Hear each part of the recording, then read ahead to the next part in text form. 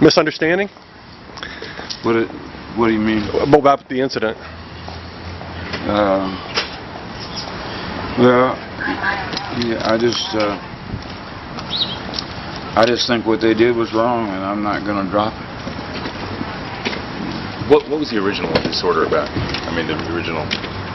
Yeah, did you have any idea what you did to start it all? I didn't do anything. My wife and I was playing a slot machine, and we were taking turns. And I'm actually the one that hit the button and hit a jackpot, right?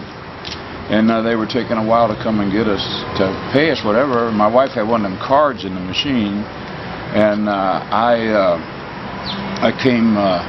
told her, I said, I'm going to go out here and just play a different machine because we had to drive 7 hours for our next show. And yeah, this was just a stop between gigs, right? Yeah.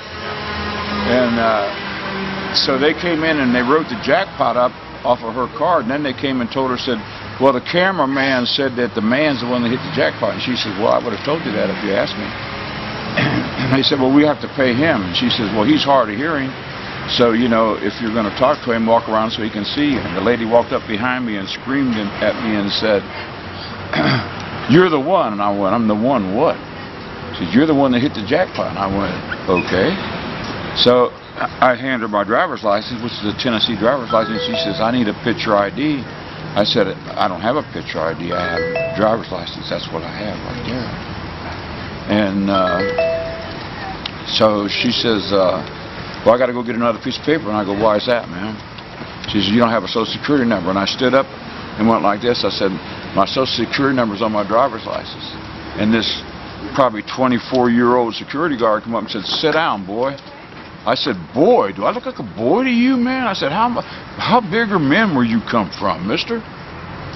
You know? And then I sat down and I started playing the slot machine. And I got mad by the minute. So I cashed out and I said, I'm going to just go get my wife and get out of here. They can keep their money, you know? This guy had a gray uniform on, and I start walking away. There's 2 guys with a brown uniform on coming for me.